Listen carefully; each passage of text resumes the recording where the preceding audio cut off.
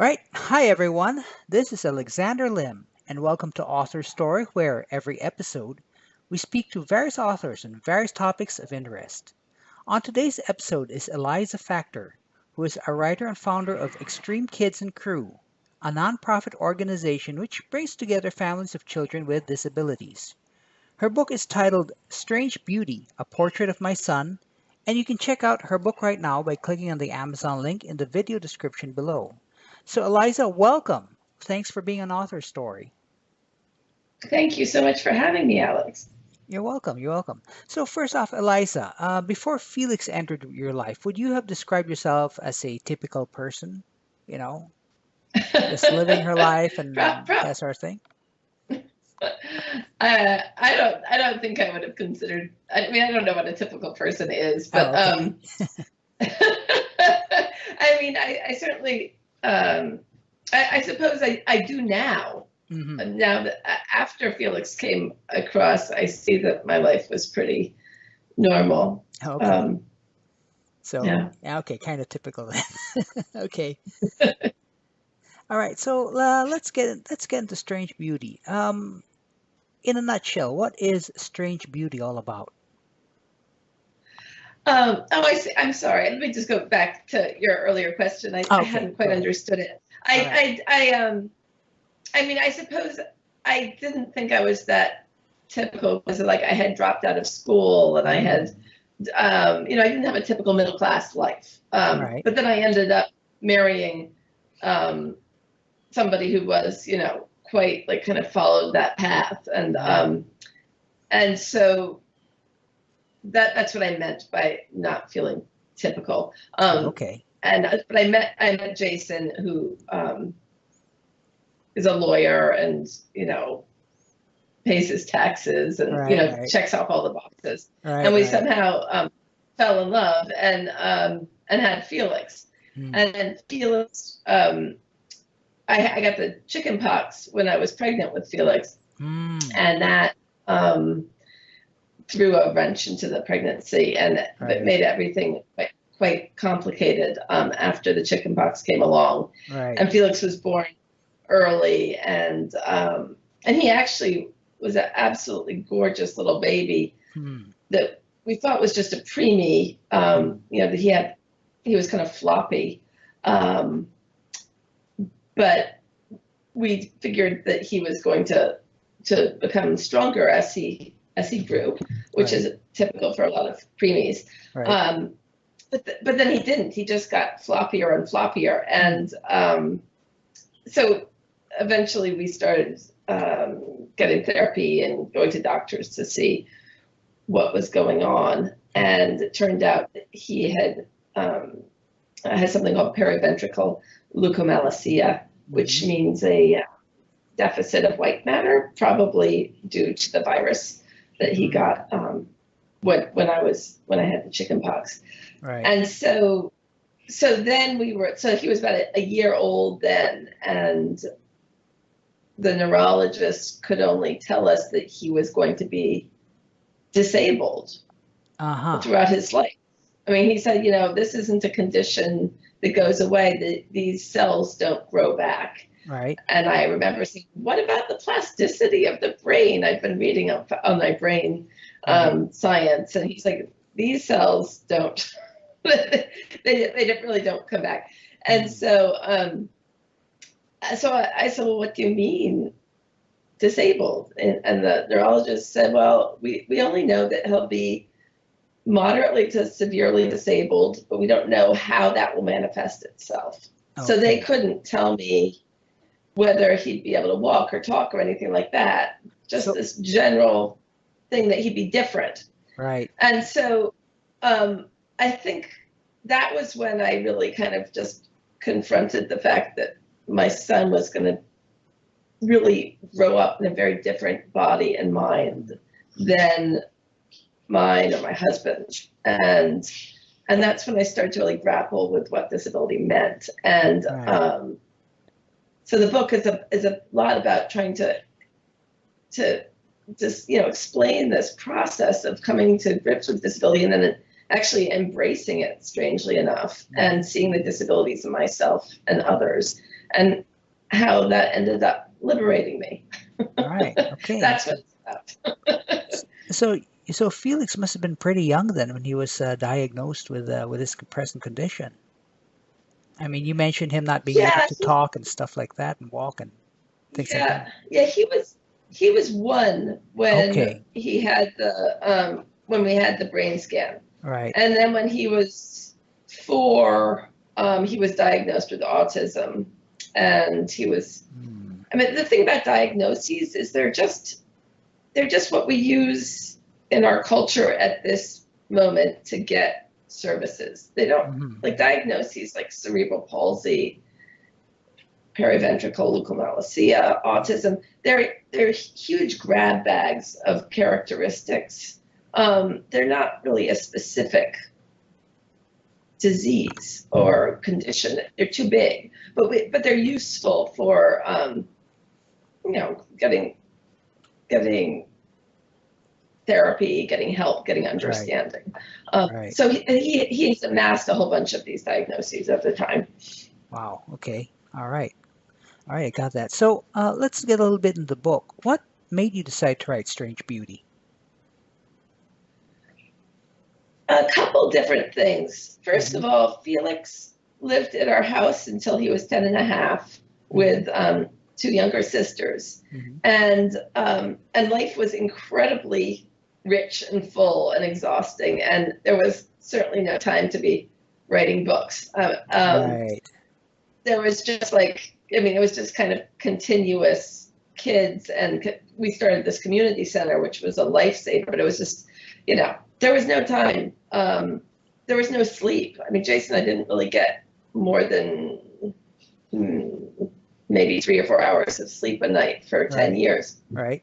And so there just wasn't time for writing a book. And then Felix, as he got older, he developed some really difficult, violent, kind of cyclical behavior. Uh-huh. And it made it impossible for him to go to a school, and it really made life at home quite dangerous. Right. And so we finally got him into a wonderful residential school in New Hampshire. That's, and his violent episodes have gone way, way, way, way down since he's Right. been there, because it's a great environment for him. Hmm. But he was all of a sudden like he was not in our home, and I missed him so much. Hmm. Our home was so empty, and I I had time to write all of a sudden. I had time to sleep, but Right. I wasn't even sleeping well. I was like, there was such a feeling of being ripped away from him. Hmm. So the book in some ways is a love letter to Felix. Okay. And then also, I really do want to kind of talk openly about domestic, like how violent our house was, because I don't think that families who are dealing with the violence of a child are getting enough help. And it's a real problem. And so I wanted to be able to create a document. Oh God, I'm sorry about that. No problem. And that would help kind of illustrate what people are going through, and the kind of help that might be useful. Right. Right. So let me backtrack a little bit. What exactly are Felix's conditions? Well, Well, he you mentioned has autism, but you also mentioned another condition. well, there's cerebral palsy, Okay. there's Okay. autism. Okay. Those are the two biggies. Right. That means, what that means is that Felix can't really do hardly anything by himself, but he can do a lot of things with help. Like, he Hmm. can't stand up by himself, but if you Right. help him stand up, then he can stand in a stander. If Hmm. you help him into his walker, he Hmm. can walk. Hmm. But like, he can't initiate this completely by himself. He can't like get dressed or like write his name Hmm. with a pencil. Hmm. But he has just learned how to arrange the letters of his name if you give him the letters in the right order. Right. So like he can do lots, but it's just he does it with other people. His life is very interconnected. Uh-huh. Okay. All right. Okay. Cool. Got that. So, you mentioned something about violence. I mean, I can understand. Did this kind of spring from like, because from what you tell me, Felix does not seem to occurs to me. It occurs to me that Felix is not able to communicate his thoughts and his emotions. Is this correct? And is this the kind of thing that will lead to the kind of violence that he would undergo? I think that Felix had probably, there's probably a lot of frustration about not being able to communicate certain thoughts. But Mm, I think that Felix is one of the most communicative people I've ever met. mm, It was amazing living with him, learning so much about body language. I mm, mean, his connection to other people is so strong, and mm, his sense of humor is so infectious, and mm, his anger and his boredom. I mean, all of these things just pour out of him mm, um, in a way that's really, really uh, wonderful, and can be very entertaining. He's a great mm, companion. Um, and living with him really showed me how to read other people's body language also, mm, and made me much less dependent on words. mm. And that was really great. So I wouldn't say that he's not communicative, but I Okay. definitely, there's things that he can't communicate, like he can't explain anything in the past Uh-huh. tense, right? Like Okay. if I ask him what happened, he Right. can't tell me. Mm, And I think that his connection with his own body is very tenuous. So I mm-hmm. think sometimes he's feeling great pain, but he can't locate where it's coming from. So it's Ah. really hard to help him. Mm-hmm. Um, so yeah, definitely, the violence has to do with frustration. Mm, Um, but there were times where it just cycled into another realm. I think like some frustration set him off, mm, but he could be screaming and hitting himself very, very violently for like mm. 72 hours on and off. Wow. So the only thing to do was really like physically restrain him so that Uh-huh. he wouldn't hurt himself. Uh-huh. And that's just, doing that for months at a time is shattering on your nerves, Right. and heartbreaking. Mm-hmm. And it's just the kind of thing that one or two parents can't continue year after year. They need people coming in to help restrain their child, to help understand, Right. um, to show that other people care, and see how you know how difficult it is just to kind of live, Right. or to find places where these children aren't so frustrated, and Right. don't get so upset, Right. which that means changing the environment completely. Right. Create more places like this.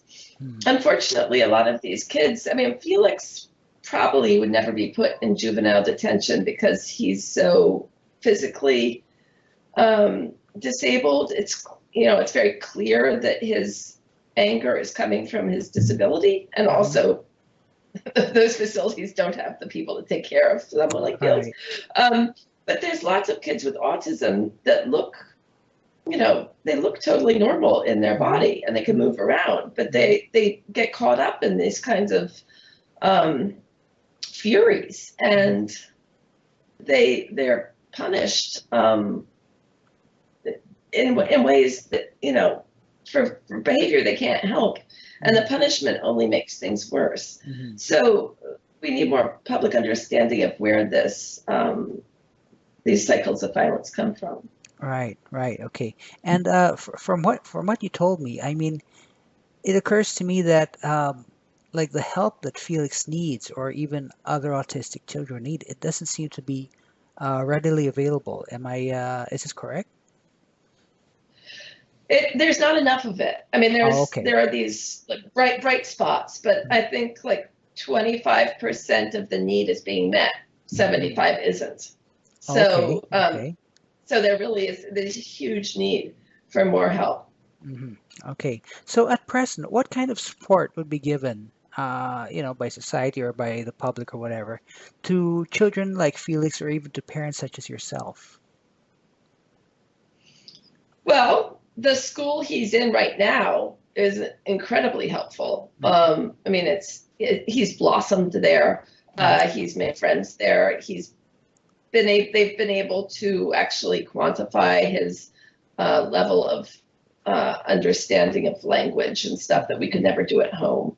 Hmm. So, I mean, we need more good residential schools, but we need better, more specialized educational programs in the public schools. Hmm. Um, we need police forces to be trained in de-escalating practices for Hmm. tons of reasons, not just because of disabled people, as you well know, but we need to understand. We need more programs that teach people how violence mounts and how it can be dismantled through nonviolent techniques. Hmm. Okay. So, what's in addition to those, are there anything else that you see that are, kind of missing with regards to helping your parents like you and kids like Felix? Well, one thing, the hopeful thing about this book, I'm talking about all these things that we Yeah. need. All right. Okay. The, Okay. the thing that the, the thing that was the book is actually a happy book, Hmm. strangely enough. It goes into some really dark times, but Right. Right. I mean, people feel good after reading it. Hmm. And partly it's because Felix, gets to this great school. But the other thing is because of Felix, we started a community center for families with kids with disabilities that Mm. brings to, it's like a art and play center. Right. We now have them in a couple different boroughs of New York City Right. in Right. Title I schools. Um, and the idea was to create an indoor play space that was open and free to everyone, and that free of for any sort of behavior, as long as it was safe, but also it didn't cost money, and to use disability as a way to bring people together Hmm. instead of keeping them all apart in their separate little worlds. And because I had realized that Felix had, when he was happy, or Hmm. even when he was unhappy, he had this way of really affecting, uh, not the majority of people. Like the majority of people are kind of afraid of people like Felix, but Hmm. a large, I'm going to say like, I don't know, 15% of people, let's say something like that, when we were Okay. walking around, instead of looking away or ignoring him, would come to us with big smiles on their faces or Hmm. offers of help. And these people were they were such, I loved every single one of them. Hmm. And they came, and I don't know, half of them, I mean, most of them I never really saw again, but Hmm. they came from every background you can imagine. I mean, we live Hmm. in New York City, which is such a wonderful city because there's like 200 different languages being spoken on the street. But, Right. there'd be, immigrants and panhandlers and, old African American ladies in their Sunday hats and Right. like, policemen sometimes. I mean, like all different kinds of people coming to help and Hmm. or just to say hi. Hmm. And I never had that experience. Like I've been an artist, I've been, a social activist in some ways, and Right. um, so like I really like being in very integrated environments, but it wasn't until I had Felix that just was happening continuously as I Hmm. walked around the street. Hmm. And so the idea was to create a community center that would just bring people together from all different backgrounds with the thing that we have in common are these Hmm. kids that we love that don't fit in. Right. And that it worked. Like it just, we started it and it just went bam. Hmm. It's now like, now there's a staff of 5 and we're doing all of these different projects, and it's, it really took off because there was such a need for it. But meeting all these other parents and having like Felix see other kids like him, and my daughters who don't have disabilities meeting other siblings in these really fun places where everyone's just playing together in a ball pit or making a big painting on the floor or whatever, was so energizing and so, just so fun. And really you get to see, like, it brings out the best in you and the best in everyone else. Okay. So these kinds of things, I have, like we have now in New York, and they're not that expensive to create because it's volunteer labor. It's just families coming together, and it's hard to come together. It's hard to get people together in the same place. But then once it starts, then the feeling is so special that people come back and come back and come back. Mm-hmm. All right. Yeah. All right. Cool. That's I mean, that I think is showing like the pros and the cons of being a parent of a child like Felix. I'm sure they're the cons that they're not, like, let's say, quote unquote normal kids, but then there's also those kinds of like positive experience, other ones that don't, they don't come every day. Exactly. Yeah, cool. So you mentioned some of the things that you've learned from Felix, like how to read body language better and all that stuff. Are there any other things you've learned from your experience with, say, attempting to give him the help that he needs? Well, I surely learned how much I need help from other people. I think before Felix came along, I was more, I was shy, or I was a little bit more afraid of people. Like that idea of being independent and just working alone on my project and, doing everything myself was strong in me. And Felix really taught me, I can't raise Felix alone. I need help. And then starting, I wouldn't have ever started a community center if Felix hadn't come along. But, that was that same kind of thing. It's like we work better when we work with other people, and helping other people, this makes you feel good, and getting their help makes you feel good. It's just, he opened that up in me, and I'm really grateful for that. All right. Fantastic. So, Eliza, you mentioned that Felix has 2 younger sisters. Yes, he does. He has 2 younger sisters named Miranda and Happy, and they are very funny and wonderful too. All right, cool. Now I ask, well, Felix is not given Felix conditions, how do they relate to him? Do they, are they okay with him? Is he okay with them? Yeah, I think they're kind of proud of him. Because he's a bit of a celebrity in the neighborhood at this point. Right. And when they were young, they were a little bit jealous because you might not remember like how painful it is to learn how to get dressed. But it's hard, like putting on your socks and being toilet trained, all that kind of stuff is really hard, and buttons, terrible, and underpants, yuck, all of this kind of stuff. Toddlers hate, at least my girls were always like, ah. And they were like, Felix will always have people dressing him, he doesn't have to get toilet trained. They were just like, they're like, it's not fair.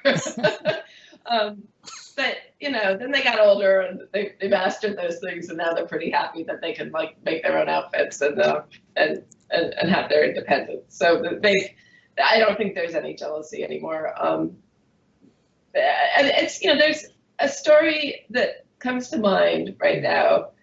The experience of having him as an older brother, I think, has just opened them up to the diversity of bodies and minds that we all have, and a really different understanding of disability than most people have. Right. I was telling my daughter, Miranda, who's now 11, Mm-hmm. about this game we used to play when I was in elementary school during recess. And I remember the kids going, if you had to have one disability, what would it be? Like this kind of like, Mm-hmm. oh, would you be blind or would you be deaf? Or like Right. this kind of, and it was always like the way we played it was like, oh, it was like this terrible thought that Right. you'd Right. losing this incredible thing. Yeah. And now I know that if you lose one thing, something else develops. It's not so scary to me. But as a child and in our culture, it seemed terrible. And so I was telling this to Miranda, and she was looking at me with such confusion.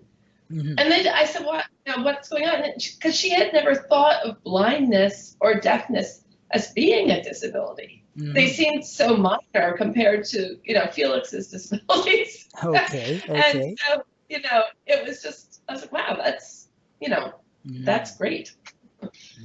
Okay. Nice. Cool. All right. Got that. So, Eliza, let's say you come across someone who is concerned about his or her child's development, either in school or even before he goes to school, maybe as an infant, toddler. They think there might be something wrong with that child, and you don't have time to tell that person one thing, about dealing with the condition. What would be that one thing you would say?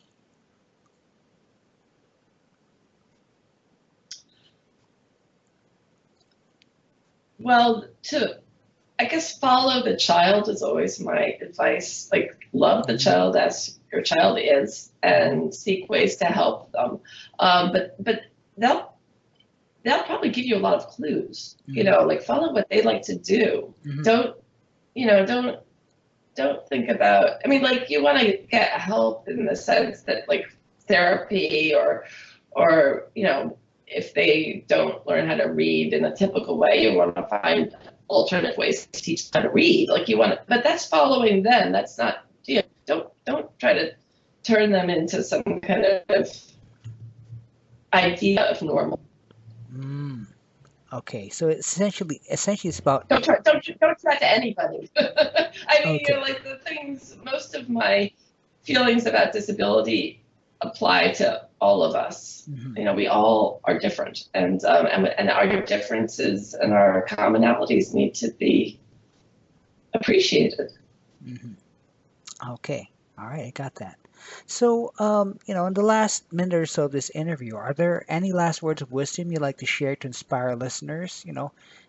Maybe some of our listeners might have, know someone who's got conditions or stuff like that, or maybe even not.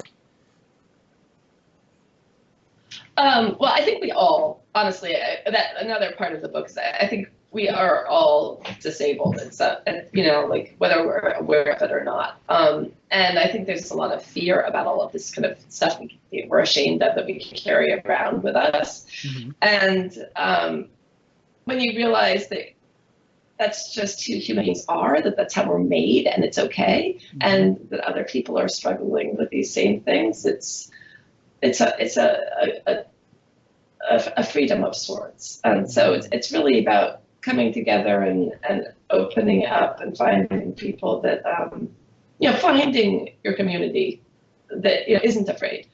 Mm.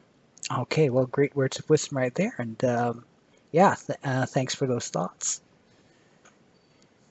Okay, so Thank you so much. in closing, then the book is Strange Beauty: A Portrait of My Son. The author is our guest, Eliza Factor. And again, you can find it on Amazon. So, Eliza, thanks very much for being an author story. I must say, I have learned quite a bit about, what it's like to. I'd like to think I've learned a little bit more about what it's like to live with a child with the kind of disability conditions that Felix has. Sorry. It's all right. Thank you. Thank you for having me. Great questions. All right, you're welcome. You're welcome. So everyone, again, I invite you to check out Strange Beauty: Portrait of My Son, and of course, feel free to subscribe to our channel. So I'll catch you all next time on Author Story Weekly Interviews with another amazing author.